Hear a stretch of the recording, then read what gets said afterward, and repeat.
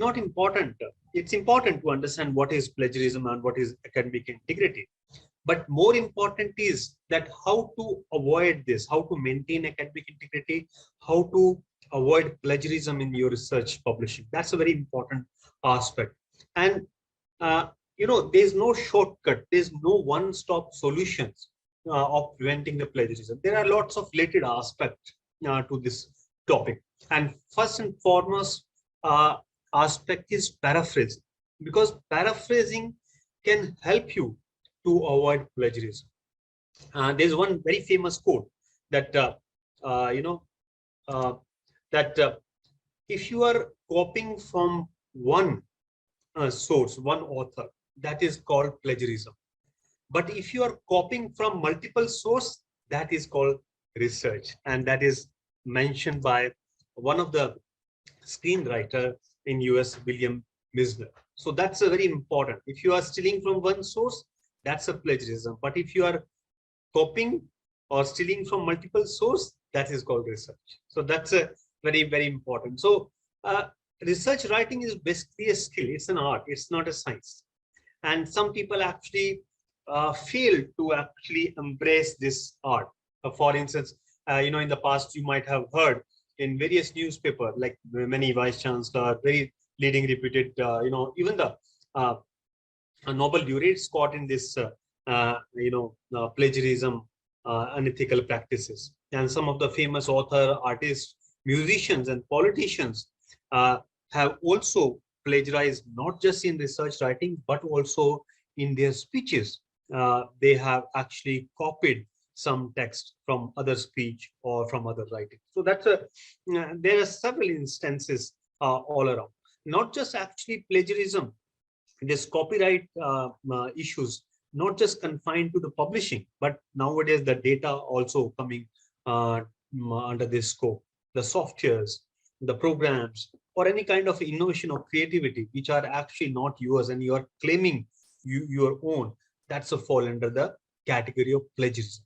Okay, so as for the international practice is concerned, that you cannot use 5 consecutive words when you are writing. So any 5 consecutive words, if you're writing, that is considered as a plagiarism. But there are certain exceptions to these 5 consecutive words. Like even in India, we have a University Grant Commission, which in 2018 notified the academic integrity and prevention of plagiarism in higher education institution. And in that notification, so UGC has clearly mentioned not just 5, you can copy in fact the 14 consecutive words. But these 14 consecutive words should be generic in nature. Hence, they should be related to the common knowledge. If you are copying 14 consecutive words other than the generic knowledge, other than the common knowledge, then it is a plagiarism. But as for the international practice, 5 consecutive words you can use. So that's you need to remember, and and as for these notifications, the UGC says that in each university there should be an institutional academic integrity panel. So one academic integrity panel at the level of the university, wherein there will be chairperson will be the vice chancellor, and there will be another senior academicians which are nominated by the head of the institution. Then there will be one member which is from the outside, and there's one more person who is actually well versed in using the anti-plagiarism tools and techniques. So that's one academic integrity panel university should have. Apart from that, this notification says that not just at the university level, in fact, at the departmental level, there should be academic integrity panel. In fact, I was a part of academic integrity panel of the university when I was working at a Central University of Punjab. So that's one thing that you need to remember, that there are certain body in place to watch you, to take some measures to punish the people who have been compromising the academic integrity or who have been plagiarizing. So there are, in this notification, there are lots of levels of plagiarism are given. There are lots of punishment provisions also given. In fact, these punishment provisions are not punitive in nature, they are actually corrective in nature. So this notification says that if you are plagiarizing between 0 to 10%, that's a minor similarity. They are not saying it's plagiarism, they are saying it's similarity. So if your text of your manuscripts or your thesis match up to 10%, that is acceptable and there's no penalty. Uh, and if you are actually found copying the similarity between 10% to 14%, then your thesis may be delayed and you may be asked that you have to revise your project or thesis in the next 6 months. So down the 6 months, you have to revise it and you have to resubmit. That's a provision is also given under the second level. And the third level says that if your similarity of your thesis comes between 40 to 60%, then you will be debarred for at least 1 year. And afterwards, you can come and you can rewrite your thesis. And another level says, which is the level mentioned is level 3 and the stage number 4, which says if it's more than 60% similarity, then you will be totally debarred and your registration would be cancelled. So there are lots of but if you come into the Copyright Act and this academic integrity notifications, the main agenda and the main purpose of these notification is that when you are actually copying someone ideas, it's not about copying the words, it's actually copying the idea. But there's no mechanism that you can judge who has copied the idea or who has not.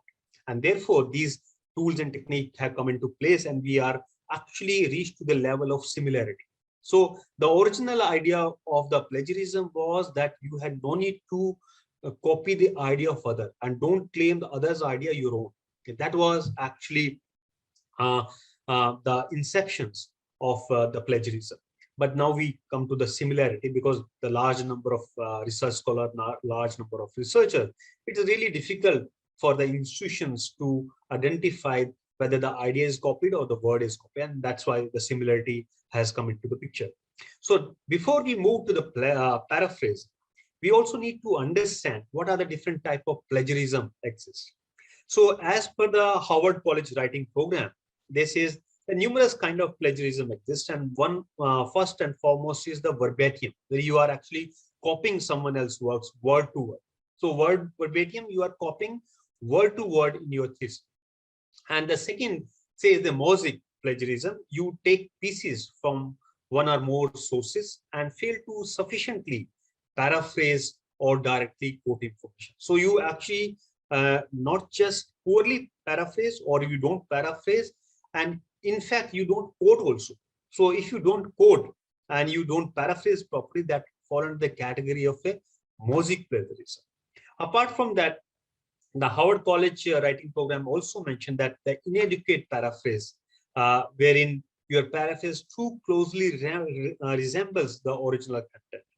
And another category of plagiarism, they say the uncited paraphrase. You properly paraphrase, but you forget to actually cite the source. So paraphrase is not just that you change the wording, you change the paragraph and you rewrite in your own imagination, in own your writing, but you also have to cite the source from where you have taken the idea, from where you have taken the content. So even if you paraphrase properly and don't cite it, that also fall under the category of plagiarism, and we can call it uncited paraphrase.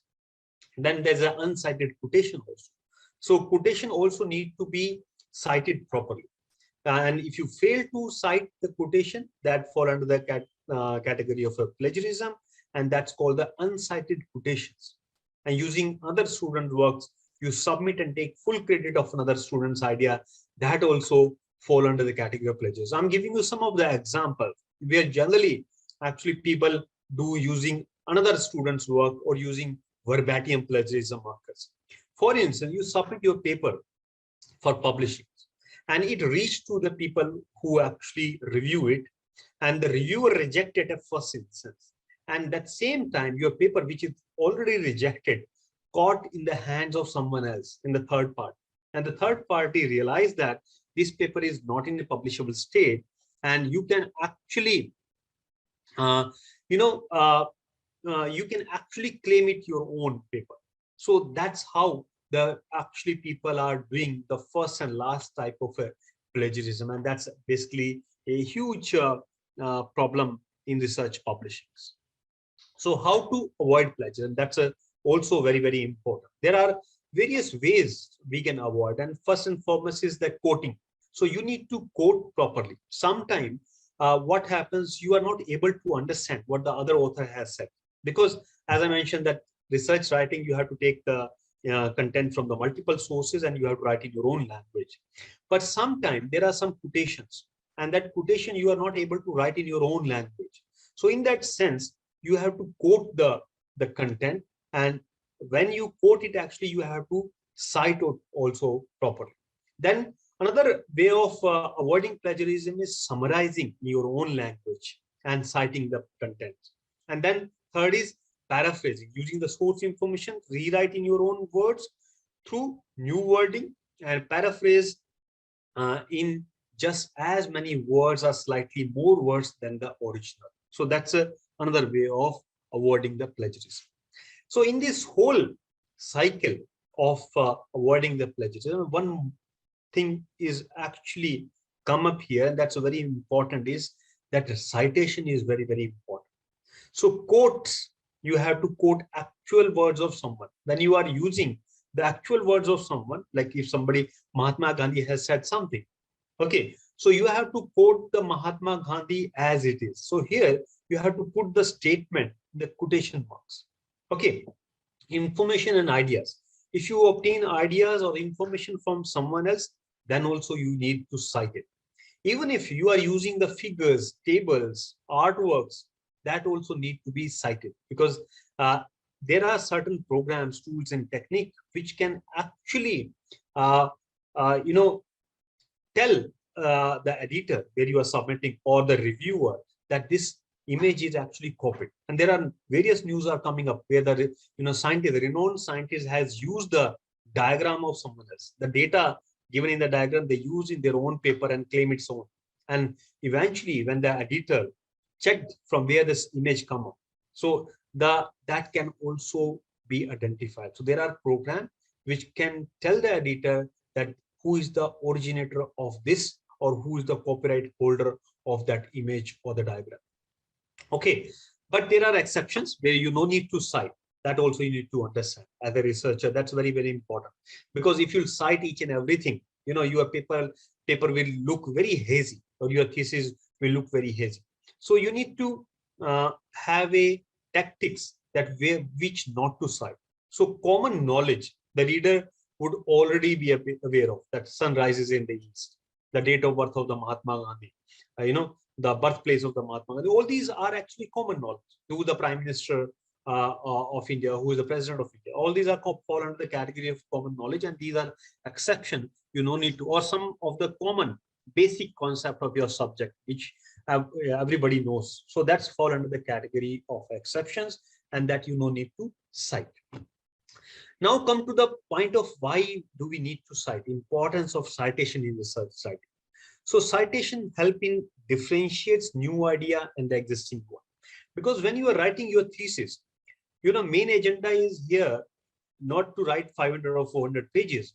Main idea or main agenda is to demonstrate what is novel in your work.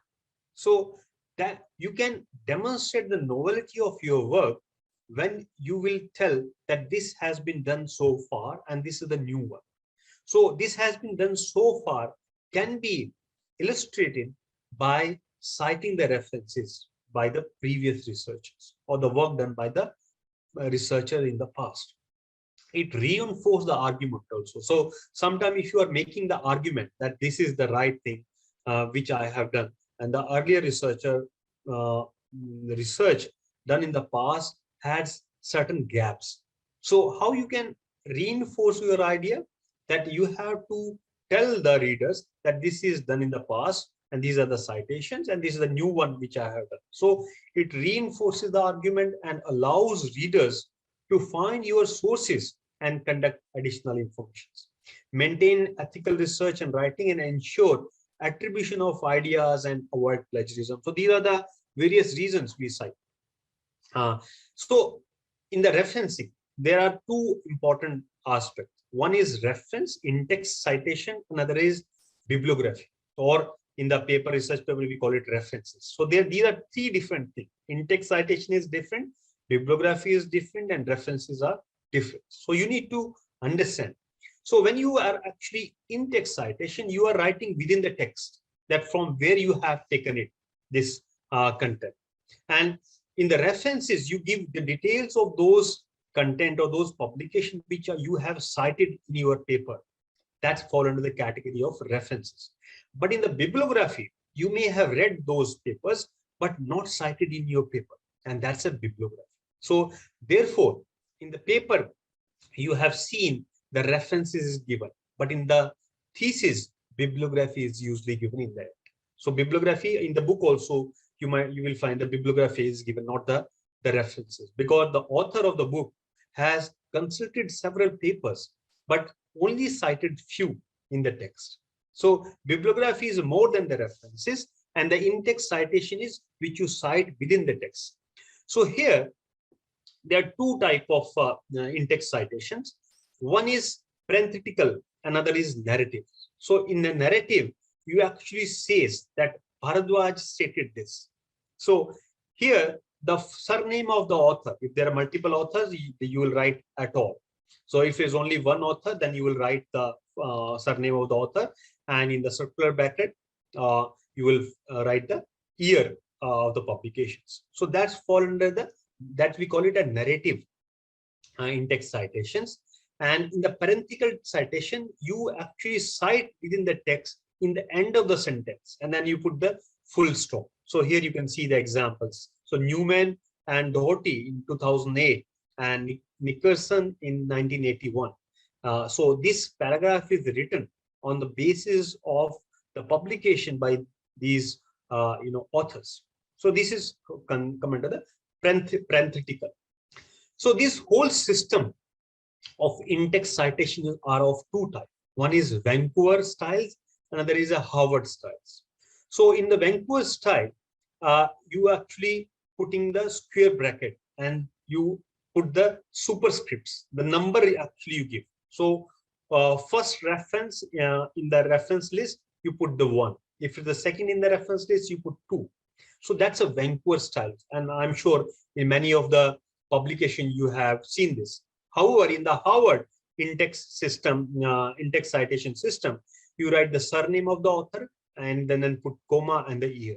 So these are the two popular in-text citation systems exist, and that you need to have a clear understanding. So these are two of my paper, which is following the Harvard system, and another is following the Vancouver system. So in the Vancouver system, you can see it's a superscripts 3 and 4 is given. So superscript is given and number is given, not the author surname and the year, but the number is given. So these numbers are not actually usually in a order. So sometimes the 3 can come first and then later 1 can come. But in the references, they are in the order 1, 2, 3, 4, 5, 6. So that's how this Vancouver system works. And there's a Harvard system, you can see the author's surname and then comma and then year of publication is given. So these are the two systems exist. So another thing is that as a researcher, you need to understand is that if, for instance, one author has published the 2 articles in the same year, and these are 2 different distinct articles, and both of them you have to cite, then how you will cite in the in-text citations? For instance, I published 2 papers, these 2 papers which I have shown in the year 2020. Then how you will cite in your in-text citation? You cannot cite Bhardwaj, 2020, because there are 2 papers in the references, and the reader would not be able to make distinction which one you are citing. So you have to make it A and B. So same will apply in the reference list as well, A and B, so that reader can understand which paper you have cited here.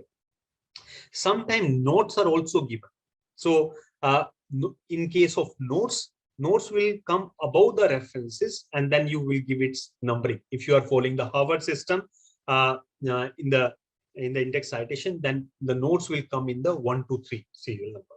So that's a sometime if you are citing the multiple sources within the text, like for instance here the multiple, here there are 2 papers are cited. So here these will be in the order of chronological order. So 2004 first, then 2016 come later. And if there are third one as well, 2020, then you will cite the third one. So these are the order you have to maintain when you are citing the multiple papers within the text for the same one statement. I'm sure now you got some interest about this research writing. So apart from that citation, you need to understand these, technical IBID, opposite side, block side. What are the meaning of this? So IBID means it's a Latin abbreviations, which means the same. So you no need to write the, suppose if you're following the Venko system 1, 2, 3, 4. So you reach to the 4 and 5. 4 you have mentioned the Bhardwaj 2018 and the detail of the paper. But in the 5th you are mentioning, you no need to mention the Bhardwaj and other detail of the paper. Again, you just have to write IBID. So it means it's the same paper which is immediately proceeding in the reference. Opposite cited here means abbreviation for the Latin opus, which means the work cited.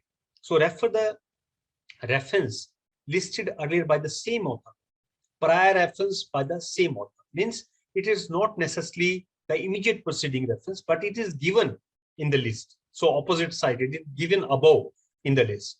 And the log side means is a footnote or endnote term used to repeat the title and page number for a given work, and the author not immediately but in the same page. But it's given on the same page. You no need to mention the detail of the bibliographic description of the paper. You just write the author's surname and the year and write the log side. So that's how these are very technical things. And as a researcher, you need to have a very clear-cut idea how to use it in your research writing. So in paraphrasing, citation is very, very important. But this is very time consuming. If you do the manually, this is very time consuming. And therefore, as a researcher, we need to have a, skills of various automated tools. Online citation tools exist. There are desktop citation tools exist that you need to understand how to use in your research writing or writing your thesis. And these are some of the tools you can download from the internet and you can make use. Like in citation machine, just put the title of the paper and it will generate actually the citation for you. So that's a full citation can be generated with the click of the mouse. In fact, nowadays there are far more robust system exists. In fact, the Google Scholar.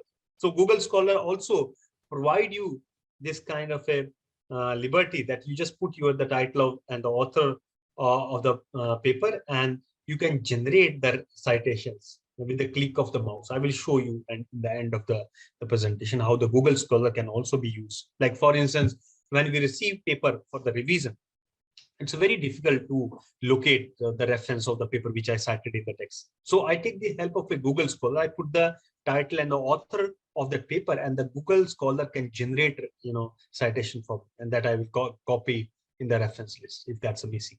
So these kind of a mechanism are very important, and this kind of understanding of online tools and techniques are also very important for a researcher to become a successful researcher. So once you finish the writing, there are certain plagiarism tools also exist, like Turnitin. I'm sure previous speaker or the speaker which are coming in the next day, in the coming days, will tell you how to use these plagiarism checkers in your writing. So these kind of a reference management and the plagiarism checkers can be very handy for a researcher. So in fact, there can be extensive workshop on each and every tool because they carry a lot of functionality. So understanding the each and every functionality, it requires certain practice. So as a researcher, you should have apart from that, there are Grammarly, Readable, Ginger. So these are research writing tools which can be useful to the researchers. So now come to the agenda of this session, main agenda of this session, and that's a paraphrase. So even if you are not these tools which I discussed so far, these can help you to check the similarity. But it's not 100% sure that even if your content is passing through these tools, they are not plagiarized. I'm telling you this, I'm giving you this statement, and you can quote me anywhere. Even if you are passing through these tools, it doesn't mean you are not plagiarized. There are smart researchers who can actually modify the words, who can change the synonym, words to synonyms, who can change the, use the different words in place of one words, and these tools will not show the similarity. That's I'm telling you the practical experiences I have for the last 10 years using these tools. So what are the 100% solutions to maintain your academic integrity? Because academic integrity is very important. If you are actually, somebody put an allegation on you, even if you are not uh, you know uh, uh, done anything, but your integrity can be compromised, because you have earned name and fame in your profession, in this writing the research or publishing research, after a lot of hard work. And if somebody will raise a finger on you, your whole hard work, your whole research can be waste. And therefore, not just depend on these tools and techniques, but also you need to inculcate the paraphrasing techniques, because you can take from the multiple source and you can write in your own language. And paraphrasing means to state something written or spoken in different words, especially in a shorter and simple form, to make the meaning clear. So paraphrasing is a restating of someone else's thoughts or idea in your own words. You must always cite your source when paraphrasing. That's very important. So there are difference between quoting and paraphrase. So quoting, there are some limitation in quoting, that when you are quoting someone's statement, you can quote up to 40 words. Okay, so because more than 40 words are not allowed. And even if you are quoting multiple time in your paper or in your thesis, to actually bulk up the content of your study, that also fall under the category of plagiarism. So you can, if the reader will find that you have intentionally quoting multiple sources in a bracket to bulk up your content, that is also plagiarism. So quoting is allowed up to 40 words. And but if there are more than 40 words, how to quote it? That's a very interesting aspect. So quoting can be done in a multiple ways. Like you can put simply the quotes, the starting point, the end point. You can also put the quotes in the indentations. So indentations means, from where you are starting. I will show you example of indentation later on. So you have to slightly shift the starting word of your writing, so that indentation can be done. So indentations and quoting, all this, suppose you have to quote more than 40 words, then how you'll quote? So you have to put 3 ellipses. Suppose you are quoting the statement of anyone's speech, but you can quote only 40 words. So you have to put 3 ellipses in the beginning, and then that's how you can quote. And you can put it in the indentations. That's a perfectly all right while writing and while quoting. Paraphrasing also means expressing someone else's ideas in your own words. That can also be said.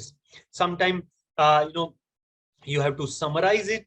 Summarizing means condensing the main idea in your own words, and putting the things in the nutshells also fall under the category of paraphrasing. So you are summarizing it, you are condensing the main idea, and you are writing in your own words, or you are putting the things in the nutshell. All these are actually example of paraphrasing.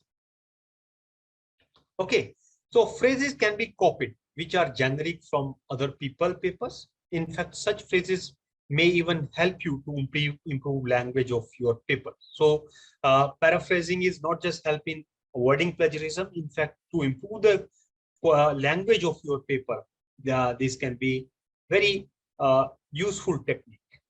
Okay. I'm giving you one of the examples. Like it is, Einstein says that it is the imagination rather than knowledge that is the real science of the intelligence. So that you need to remember that. So how you'll quote it, or how you'll quote it, that how what Einstein has said. It is the imagination rather than knowledge that is the real science of the intelligence. So you can write in your own language what Einstein has said in 1935. So all these, if you write in your own language and mention that this is cited by the Einstein, then it is actually will not be a plagiarism. Okay, so quoting is required when someone's sentence does not require the understanding of other. Quoting is avoided to make up bulk of a paper or portion of the paper. It is unacceptable when it is used to avoid the work of putting the ideas into your own words. Okay. Uh, when quoting the work of third author, cite references to that author, that third author paper. So that is also you need to remember when quoting. So, but it's unacceptable when it is used to avoid the work of putting the idea into your own words. Okay. Some reasons of paraphrase. There are multiple reasons, and first and foremost, I would say simplify the passage in your writing. Sometimes, you want to quote someone, but you are not able to understand what the other person has said, or there is a grammatical mistake in the paper and the content which the other author has written. So paraphrasing actually not just simplify the passage, but also actually eliminate that errors in the language. It also helps to maintain flow of writing because each author has a unique voice.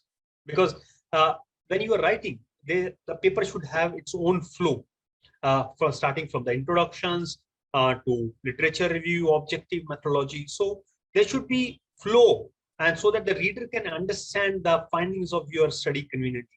So that flow can be maintained when you will paraphrase and when you will write in your own language, connecting contents with each other. So out of the context and less relevant information removal is also one of the reasons we paraphrase. Because when you want to cite someone else's study, but there are a lot of irrelevant contents, irrelevant findings are also there. Generic findings are also there. So you want to remove those generic findings, you want to remove those irrelevant findings, you want to cite only those findings which are related to your study. And therefore, paraphrasing is very important to make your paper a quality paper. Because if you cite, if you don't paraphrase and you will write everything, you will change the words to synonyms, you will change noun to pronouns. It will not fall under the category of plagiarism because similarity checkers will not give you copied. But there are other benefits of paraphrasing is that you want to remove the irrelevant content. You only want to use those content which are relevant to the objective of your study. That's another reason. It also helps in avoiding the plagiarism. That's undoubtedly we have already discussed. And avoiding writing words and phrases that are you are not sure or correct are also some of the reasons. So what are the strategies? How you need to paraphrase? That's a now come to the how part, that how you need to paraphrase, what kind of a strategies you need to have. So paraphrasing, as per this book, which I read it and which I consulted to prepare this presentation by Adrian Welberg.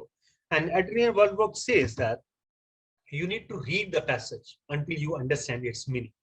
So first read the passage, identify the purpose and the connection with the objective of your study. So that's a two-step you will have to follow. Read it, understand its meaning properly, correlate with the objective and aim of your study, purpose of your study, and then look away. Don't look to the passage now.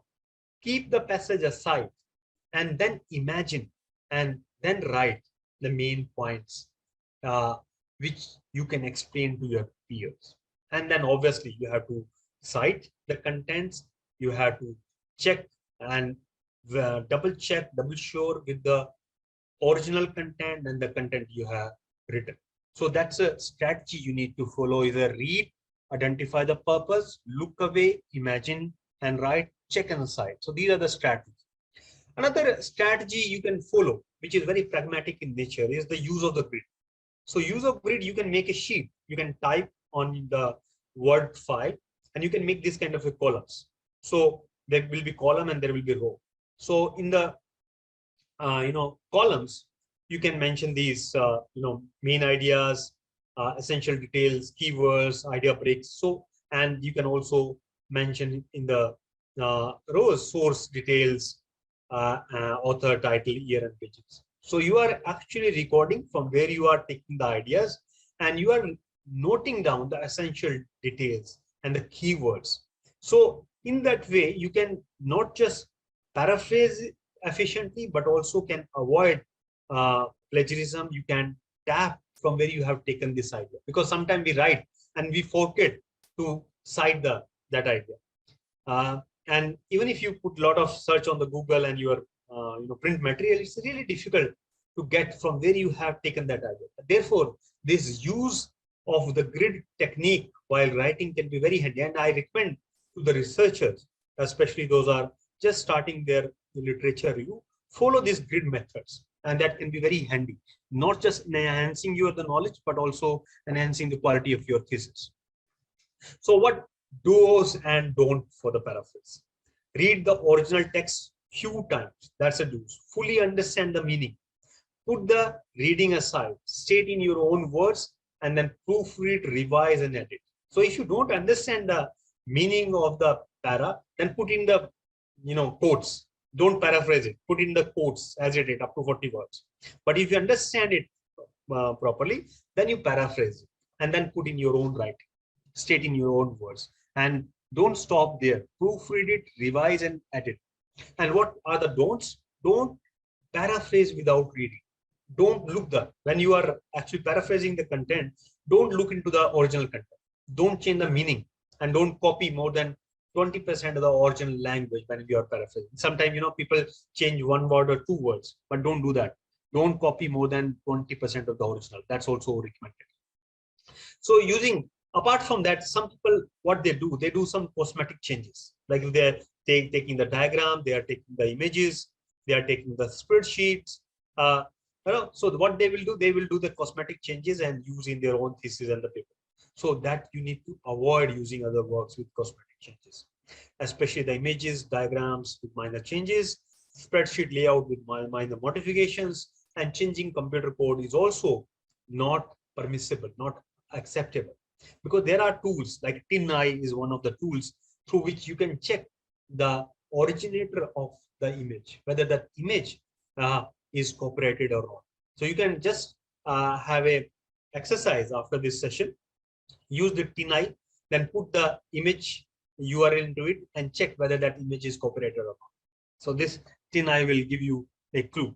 Another examples of paraphrasing is whether it's a plagiarism or not. This is example. The tortoise is very fond of water, drinking large quantities and walking in the mud. So this is the original statement, and this is the paraphrased statement. I'm quite enamored of water, consuming significant amount and relaxing in the mud. So what they did, they actually changed the words. Nothing they did, they changed the words. So they, some researcher, what they do, they click on the words, right click on the word, and they go to the synonyms and use the different words. So same happens in this example. So this is fall into the category of a plagiarism. Another example of paraphrase is, this is the original one. Willy Wonka is a legendary fictional character celebrated for his delicious candy.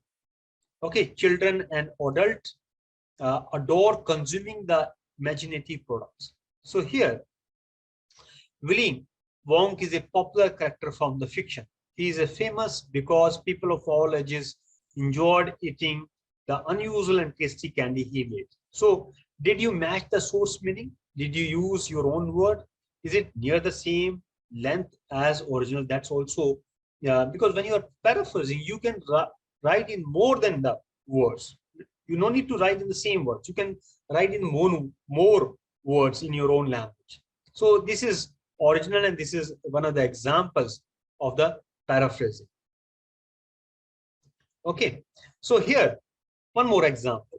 So here the statement, we are such stuff as dreams are made on, and our little life is surrounded with a sleep. So here, what the other person is saying, that we are things of dreams and our small life will end up with the slumber. So here, the content are almost same, isn't it? It's similar to the original. But when somebody is saying like this, we are mortal and we'll all die eventually, that's actually paraphrasing. So this is the right paraphrasing. This is the wrong paraphrase. Another example of paraphrasing that, and we discussed this in the, in the beginning, one of the statement of Einstein's. So this is the original statement of the Einstein's, that a clear indicator of someone's power of intellect is not how much they know, but how well their imagination functions. So it is the imagination rather than knowledge that is the real sign of intelligence. Intelligence should be judged in terms of imagination rather than the knowledge. So you can see which one is correct. So in my point of view, that's the last one. The SC seems better to the original statement which we discussed in the previous slides, because Einstein says that it's the imaginations. The knowledge of the people can be judged by the imagination, not just knowing the things. So this is the right paraphrasing of that Einstein statement, that intelligence should be judged in terms of imagination rather than the knowledge. Okay, another quote directly from the other papers. So when you are quoting directly from other papers, like for instance, this as an example of one of the paper of Wood, which was published in 1997, and Wood says that, and I quote, the honor of the international scientific English should be international scientists, not Englishmen or American. So here, instead of saying as noted by, so you can use an alternative of as noted by. You can say Wood concludes, Wood states, as Wood states in his paper in 1997 paper. Okay, and you can also mention in his conclusion Wood writes.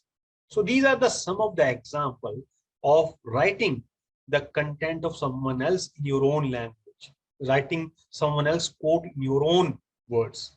So that these are some examples. In fact, when you are review the literature for your thesis or manuscript, you can also follow this kind of a strategy. Okay, so possible paraphrasing. So here there are one example. The original text is given on the S4. It is important that you understand the work you are using in your own writing. So how you will paraphrase? So there are multiple examples. There are 4 examples given. So first, S5 says it is crucial that you completely understand the work you use in your own in your paper.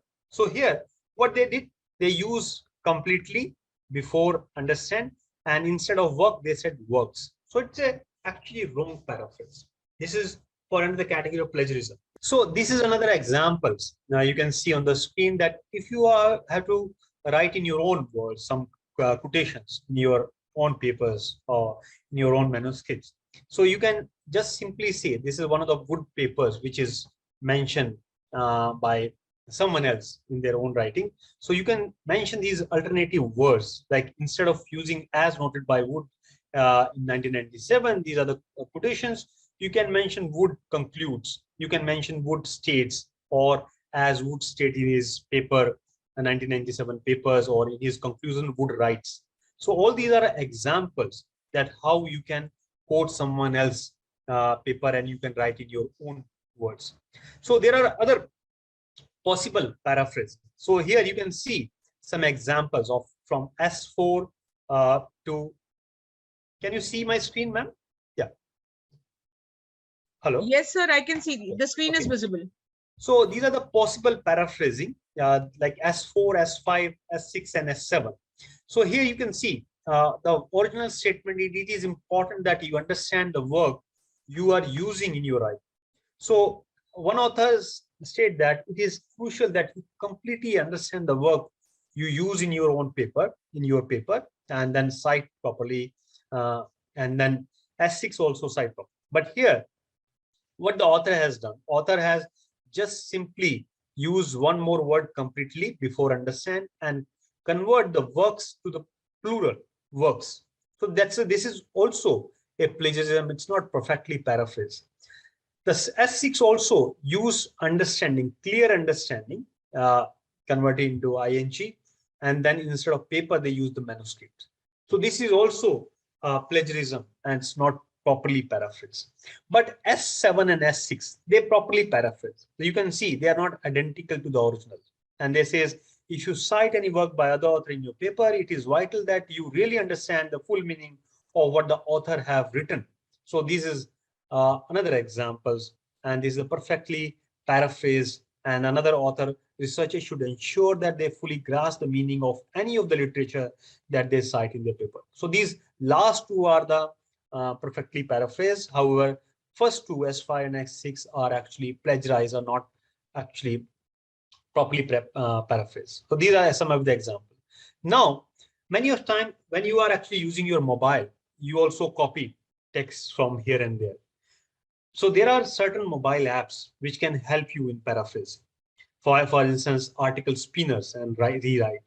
Paraphraser rewords your text, and the grade proof. Because if you are an acclaimed researcher or acclaimed scientist, uh, your message on the WhatsApp, your message sent through your mobile on the email can also fall under the category of a plagiarism. So you have to be very careful to maintain the integrity, to maintain your reputation. And you can take the help of these mobile apps uh, to paraphrase the content. If you want to copy message from here and there, if you want to copy some statements. So these are the apps and very useful. Uh, so indentation, this is an example of indentation we discussed in the beginning. So this is the example. Like if you are putting the quotation in the indentation, which are more than 40 words, you can put ellipses. There should be 3 ellipses. Actually, here I put more. So 3 ellipses, and then you have to cite the page number of them. So you can mention according to Bhardwaj, then dash, dash, dash, and you can put the page number in the end. So indentation means instead of starting from here, you have to start slightly from here, the second word, and you have to close also, not just in the end, but before that last words. So this is an example of indentation and how to cite. So things to keep in mind. Do not copy and paste. When you are paraphrasing, what people do generally, they copy the paragraph from one author paper and then they paste it in their own paper. But they forget actually when they copy and paste, there are certain hyperlink remains in the papers when they copy. So don't do that. Even if you are paraphrasing and some link will be identified by the editor in the reviewing process, they will outrightly reject your paper because that it will showcase, it will demonstrate that you have copied from somewhere else. So don't copy and paste. Note taking system, as we have discussed, that grid system you can follow, and you can note down the ideas and the citations, the page number, everything you can write, and you can reuse it while writing the content. Note the citation each time while writing, verify the citation in the reference list, and cite everything, including images, news items, videos, PPTs, statistics, quotations, facts, models.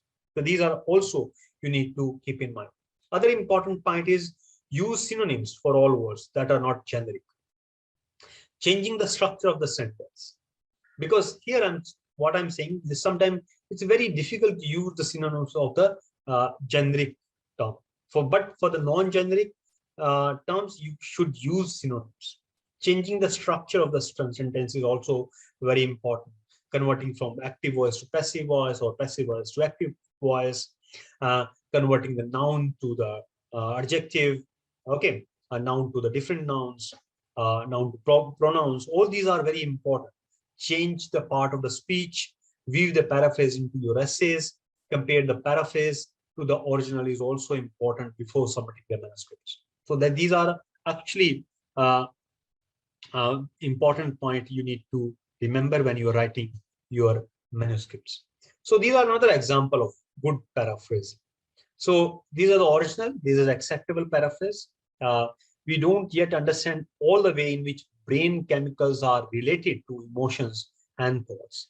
But the silent point is that our state of mind has an immediate and direct effect on our state of body. And this is how the acceptable paraphrase is that, narrative, we have mentioned that narrative in text citations. The Siegel in 1996 papers state that, writes that, although relationship between brain chemistry and thoughts and feeling is not fully understood, we do not know that our psychological state affect our physical states. So what did the writer do? Use synonyms, change the sentence structure, change the voice, and cited the source as well in the beginning, which is the narrative. And this is another way, this is a paraphrase. The Siegel writes that relationship between the chemical in the brain and our thoughts and feeling remains only partially understood. He goes on to say, however, that one thing is clear: our mental state affects our bodily state. So this is another example. So here also they use synonyms, they change the sentence, they change the voice, they cited the source properly. However, what is unacceptable paraphrase? That also you need to have a clear-cut idea. We do not yet understand all the way in which brain chemical are related to emotion and but the silent point is our state of mind. So this is original, and this is unacceptable is that right that we still do not know all the way in which brain chemistry related to emotions and thoughts. But the important points here, see, so these are the new words they put in the paragraph to the original. But however, it is almost same. Same happens here. So they put some words in between to the original and claim that this is their own language. This is their own writing. So these are not acceptable. These are the wrong paraphrasing styles. Okay. So one more thing here, what not to paraphrase. Okay. Because when you are paraphrasing, you are actually paraphrasing, you are rewriting the sentence in your own language, which are expressions. Because expression can be rewritten, which are not expression that cannot be rewritten. So here, see, this is the sentence. The honor of the International Scientific English should be international scientist, not Englishman or American. So here, you can use the synonyms. You can change the language to this. International scientist English does not belong to native English speaker, but the whole scientific community. So here, one thing they have not changed, and that's a international scientific English. So don't try to change which are not expressions. So here, this term is not the expression, and therefore we no need to change it. So what you can do in paraphrasing, instead of honor, you can use belong. Internal scientific English, you have to use that as it is. And international scientists, you can use everyone in science. Not Englishman and American, you can say not native English speakers. So this is how the perfectly paraphrased content looks, which is S3. Okay, I'm sure now you got apart from that, you have to be very careful. Use single word instead of phrases. Sometimes, writers or authors try to say in the near future. So instead of using in the near future, you should use soon. It is more clearly mentioned, use mention. It is clear, use clearly, despite the fact of, use although. Fewer in number, use fewer. Of great importance, use important. So use single word instead of phrases. That's also very important. Anyway, anyone of you has any questions so far? Then I will go to the final few slides of my presentation. If anyone of you has any. All researchers and faculty members, you may feel free to type your questions in the chat box. We can read it to Dr. Bhardwaj from there. Yeah. So this is how not to paraphrase another examples. So this is the original one. Bilateral vagotomy resulted in increase of tidal volume, but a depression in respiratory frequencies such that total ventilation did not change. So here, what they say is that they only mention that showed that it's almost same. So you can see there's no change between these three statements. So this is the original statement, and these are the two paraphrase statements. So you have to be very careful while actually paraphrasing how not to. So key point of paraphrasing, use of synonyms for known keyword, especially verbs, adverbs, and adjectives. Change the nouns and pronouns from singular to plural and vice versa. Change the verb from the ing to infinite. Change the simple to continuous. Change the active to passive voice. Personal to impersonal. Reversal of order in which information is presented. Never paraphrase technical words, and change the part of the speech from noun to verb, noun to adjective, and noun to another category of noun. So these can be very handy. If you remember all these points, you can be a successful researcher in paraphrasing. Because if you want to be a good researcher, there are two aspects. One aspect is that you have to collect the data rigorously. Another aspect is you have to write your expressions, your communications should be important. So as a researcher, what I follow is I follow four major steps: think, solve, communicate, and collaborate. So these are the four important pillars of my own research. I first think about the area where the problem exists, then I solve it, then I communicate it through publications and through presentation, and then I collaborate with the people. So these are my strategy as a researcher. So apart from that, the rewriting, rephrasing is very, very important, because we cannot write everything. It is not possible to write the whole manuscript in my own language. I have to give some argument that this is done in the past, and to what is given in the past, what is done in the past, that I have to explain in my own language. And therefore, if you remember these key points of paraphrasing, converting from personal to impersonal, converting from change to continuous, or continuous to infinite, all these are very important, and that how you can be a successful writer. And uh, another very important point is, when your manuscript is ready, you have to identify the appropriate venue for your publications, appropriate journal for your manuscript. Because if you have done lots of hard work for your study and people are not reading it, it is not reaching to the appropriate peoples, then your whole work is waste. Because as a researcher, we dream of that our research should have a social and practical implication, and people should use the finding of our research so that it can have some societal benefit, isn't it? So reaching to the appropriate people is very, very important. So when your manuscript is ready, when you prepare the manuscript, you have to submit it to the journal. So identifying the appropriate journal is also very important. So there are lots of tools and techniques. So manuscript matcher nowadays are being created by almost all publishers, and on their website you can see there are manuscript matches are there, or journal finders, like as we say, the journal finder. They have changed the name. So say something else. So these are basically the manuscript matches, so that you can match your manuscript with the appropriate journal. So these manuscript matcher tools, you have to mention the title, you have to mention the abstract and the keywords and the scope of your research, and then you have to just click on the button search. And these tools will suggest you in which journal you can submit your manuscript. So these manuscript matcher can be very handy. For instance, if you tend to publish in open access journals, which is gold open access, so these kind of tools, open access journal finder, can be used. Again, you have to mention your abstract and the keywords, and this system will suggest you which journal you can submit your manuscript. Similarly, here another open journal matcher is given. Same strategy you have to follow. Find my journals, another tool, because these e-research tools and techniques can make your life very easy. Because ultimately, how much you have published on your area, that is also very important. How qualitative you have published, that's really important. But how much you have published, that's also very important.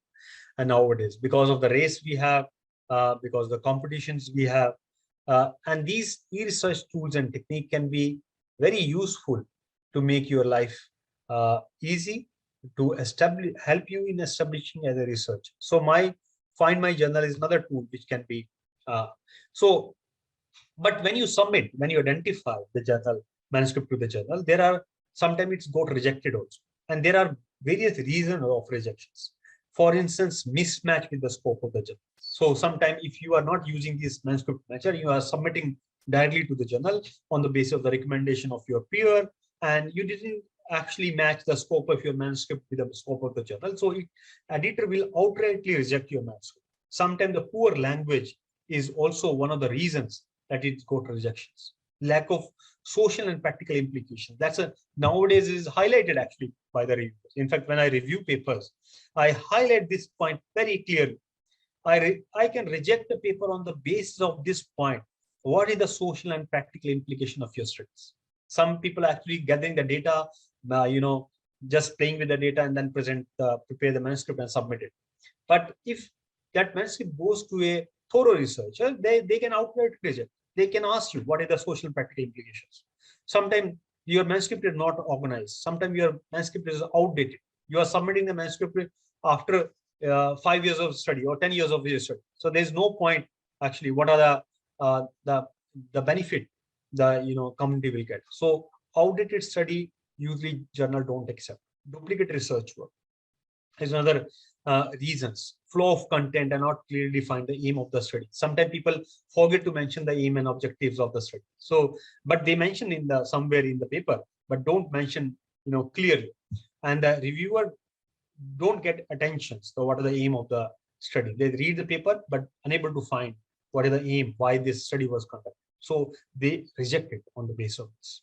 So you need to clearly mention the aim and objective of your study, so that the reviewer can get an idea. In fact, it is also advised when your study is very sophisticated and very novel in nature, you can mention actually objective of your study in the introduction itself, so that reviewer can get an idea before the literature why this study is conducted. Okay. Another thing you need to keep in mind is the word length, type of paper, the limit the number of tables and figures, color of figure and images, format of paper like heading, subheading, figure, captions. You have to match with your standard or the practice of your journal where you are submitting. Because when you mention the figure in the text, sometimes you write FI figure properly, but sometimes the journal follow the practice of fig dot or figure.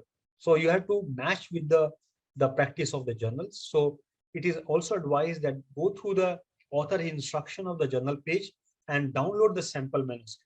So when you write actually your manuscript, you need to match with the sample manuscript if you tend to submit the manuscript to a specific journal. And hence manuscript acceptance, you have to write the cover letter properly, wherein you need to mention what are the outcome of this study, how this will benefit the readers, how this is matched with the scope of the journal. All these things you need to mention. You also need to mention the gap which in the earlier studies. Okay, you also need to give references to the related paper published in the journals. All these things can be actually enhance the chances of acceptance. For instance, introduction should clearly state the purpose of the study, and there should not be any grammatical error. There should not be any kind of a language error or any kind of a typos in the abstract, because abstract is the one thing which editor reads when they send you a manuscript for the review. They only read the abstract and the introduction of your paper. So if there is any grammatical error, or if there is any overlap sentence are there in the abstract and the introduction, they don't send it for the review. So these things are very, very important when you are actually submitting your manuscript. So the cover letter also play a very important role. So this is one of the cover letter I prepared to submit my manuscript. And you can see here, I mentioned clearly what are the major findings of my study and what is the practical implication, the last sentence. Okay, so the first sentence says that the purpose of the study, the second paragraph says the finding, and the third says what is the practical implication of this study. So cover letter should have all these. You can also mention the name of the author instead of using the editor, or you can mention here, first name or surname here. So now abstract writing is also very important. Don't write abbreviations. You can write abbreviation in the abstract, which are very popular, like UNESCO. If you have to mention the UNESCO, you cannot abbreviate UNESCO. You can mention UNESCO. Okay, but those abbreviation which are not very popular, they should be avoided. Okay, listing the aim should also be avoided. Limited within words is advised as per the format of the journal you need to prepare. So because some journal mention the aim, methodology, findings, social and practical implications, originality separately in separate paragraph, but some journals want to have all these things in one paragraph. So you have to match your abstract writing with the journal standards. And this is another example of one of my papers, which was published, which is recently published in the ROL, which has a purpose is separate, design is methodology is separate, finding is separate, limitation is separate, and the practical implication is also separate. So this is one example. But here you need to remember the structure of the manuscript should be in this order. Generally, it is universal standard, that introduction, then review literature comes, then objective, and then scope, methodology, result, discussion, and then conclusion comes. And there are certain word length are also specified, but it's not actually fixed. It's depend on journal to journal and the standard to standards. And we also need to clearly mention the author work. If there are multiple authors in one manuscript, you need to mention what the role they have done. So different roles. Another very important in research publishing is the writing the methodology section. So here you need to explain each and everything very clearly, because nothing should be missed here. Actually, some people what they do, they only mention the broader methodology followed in the study, and they exclude the minor points. So that don't do this, don't do that mistake.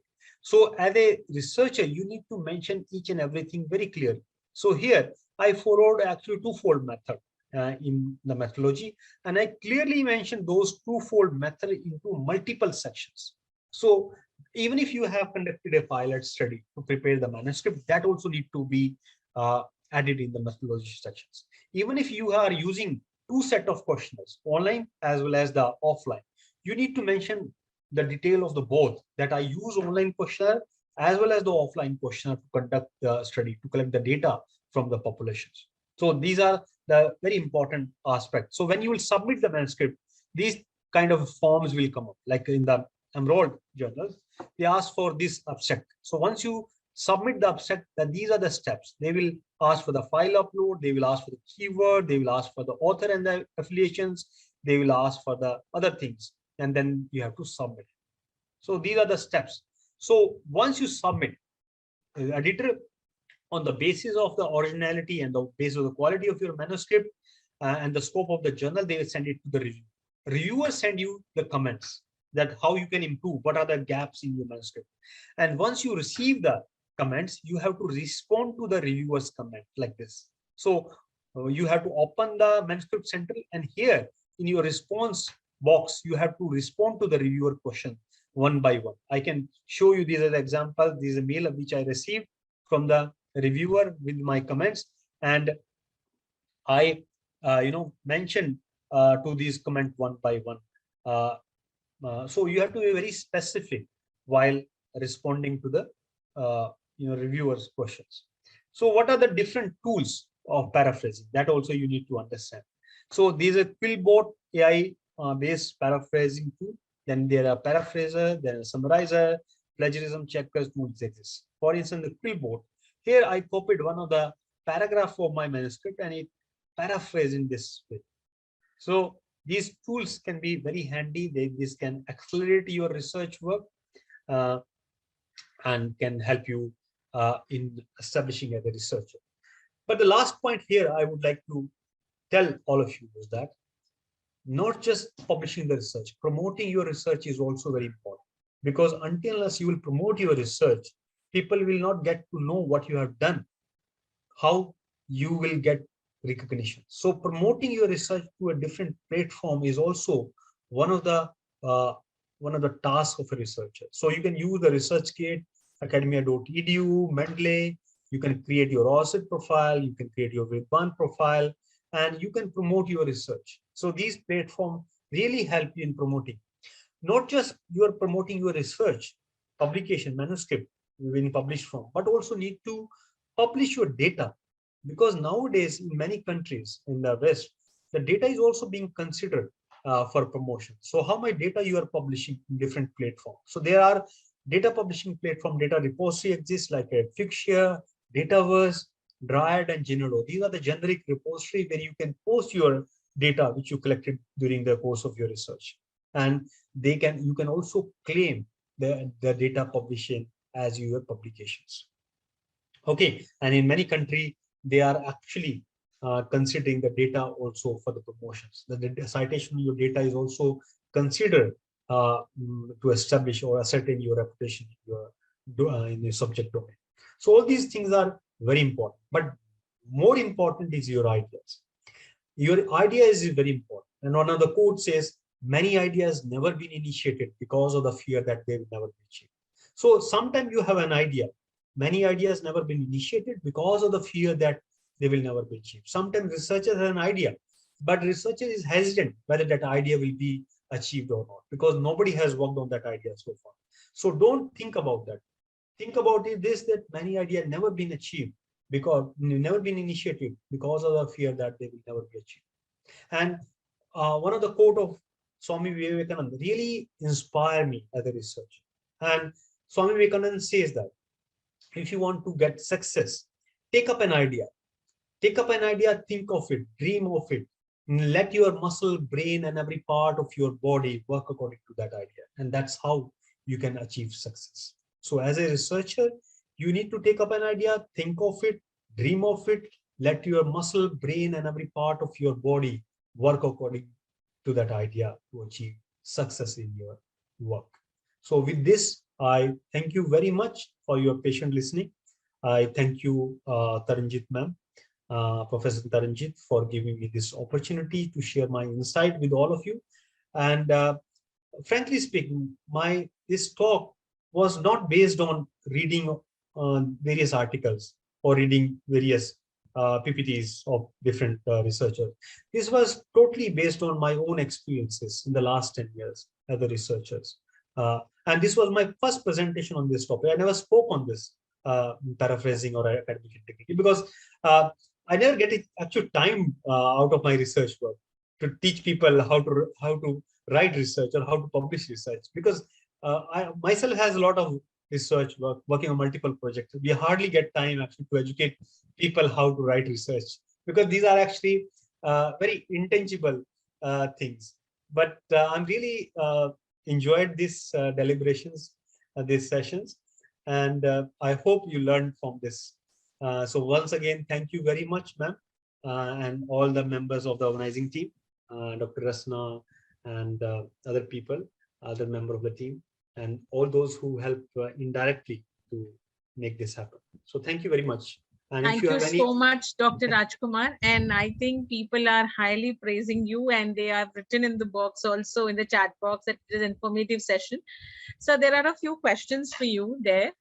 One of our research scholar would like to know from you that they are wanting to know that as researchers, as you suggested that they can go for journal finders, is there any way by which they can come to know the APC also of the said journal? APC, see, what happens, the article processing charges. In 1974, there was a first open access project was started. That was a project Gutenberg. So Michael Hart actually started the movement of open access, and afterwards, the gold open access movement came into when the journal, entirely journals publishing the open access article. So these journals didn't have a revenue model. These journals was solely depend on the donations. These journals, gold open access contribution made by the community by their own efforts. So to manage that business model, because they need some revenue to remain in business, so they started the APC charge. So they said we will publish the open access articles. Anybody can download it, but as an author, you have to give some article processing charges so that we can bear the cost of the servers, bear the cost of all the processing work. So, and apart from that, some commercial ventures like all these Taylor Francis, Sage, their journal is not the gold open access, they are proprietary journals, but some of the articles they can publish in open access. Anybody can download those articles. So these APC is basically the article processing charges to cover up that cost, because nothing is free in this world. So but don't be disheartened if your journal is saying that article processing charges is like $100 or $200. Don't be disheartened. Don't be discouraged with that statement. You can write an email to the editor. So there are certain things that our editor can waive off those APC charges to certain extent, 70%, 75%, sometimes 100% they can waive off. Like I'm editing now Frontiers, there is one open access platform. So I'm editing one of the journals of Frontiers, and I'm as a guest editor of that, and the publisher has said that you have to charge APC from all authors. But as an editor, as a guest editor, we have some kind of a liberty that we can take the case to the publisher, and the publishers then, if realize that it's a very genuine research, they waive off the APC charges. So that's the basic crux behind this APC and open access journals. Okay. Thank you so much, Rajkumarji. There is another question for you is, sir, should a budding researcher exclusively seek lower H index journals, or maybe also target highly ranked journal if the purpose and the scope of a manuscript matches? See, this is nowadays, as a established research, I would say that don't go by H index. Don't go by impact factor. Because when your other researcher is looking for your research, they don't go by journal. They search the discovery system, they search the Google, and then your article come up if that match to that keywords. So that hardly matter H index or impact factor nowadays. But now if you are trying to apply for the jobs, the people who are reviewing your application, they go through these parameters. What is the impact factor of the journal? What is the H index of the journals? So it is also a good strategy to submit your manuscript to a top journal first, and then get the comments of the reviewers, and accordingly, you make your first effort to the top journals, and if they don't accept it, then you can come down to the second tier or third tier journals. But ultimately, the one thing you need to remember is that your journal should be indexed in a citation databases like a Scopus and Web of Science, or if it's open access journal, your journal should be indexed in a directory of open access journals. So your journal should be indexed in a multiple indexing system, because if it's indexed in multiple indexing system, there will be more chances that multiple people will get to know about your articles. So that should be the strategy. That should be strategy that it is properly indexed inside indexing databases, and it should be like an electronic form, because nowadays if it's an electronic form, people can it can get more citations, it can be more download, more people can read it. So all these things, and to whom you want to read that article, that's also very important. So if your clientele is the students, so then if you are an established professor and your clientele is student, that each and every student of a different schools in the country should read my article. This is my review paper, and that's my target audience. Like sometimes it happens, I'm writing a review paper and I don't want that established professor to read my paper. Only the students in the master's program should read my paper. Then I follow a strategy of publishing my paper in open access journals, board open access journals, instead of a reputed journals. Because if I publish in a reputed journal, student would not be able to download, because many schools would not be able to access that content, that article. So in that way, I publish my article in an open access journal. So you need to make your strategy. What is your aim? What is your objective? Okay, There's thank no you. one-stop. There's no one-stop solution, one-stop answer to these questions. Yes. So there's another question, Rajkumarji, there, which says, sir, if one uses his or her publication as chapter of his or her thesis, then will it account for self-plagiarism? No. Nowadays, there is a guidelines that your publication can be excluded. That same happened actually when I was writing my thesis. I published 5 papers out of my thesis before submission, and I was really scared what will happen next. Should I need to put all my content in the course and then cite my own articles? So that's the exception. So that's the exceptions. Your own publications are the exceptions, but it is advised that you need to put in the references. So if you put in the references, your article which you are including in your chapters, that should be done. But if these are the exceptions, you can tell to the people who are checking for the similarity that these are my own publication and please exclude this. So they can, while using the Turnitin or any other anti-plagiarism tool, they can put in the setting, exclude own papers. So when you will exclude their own paper, that will not count as a similarity in the similarity. So that's exception. You don't need to worry about it. Right. Any other questions coming in from the participant side? Anyway, I hope you enjoyed it, and absolutely, sir. Learned something. It was fantastic interacting with you, and I think at least I was glued to my laptop for a good amount of time, and I have heard every single word that you've said.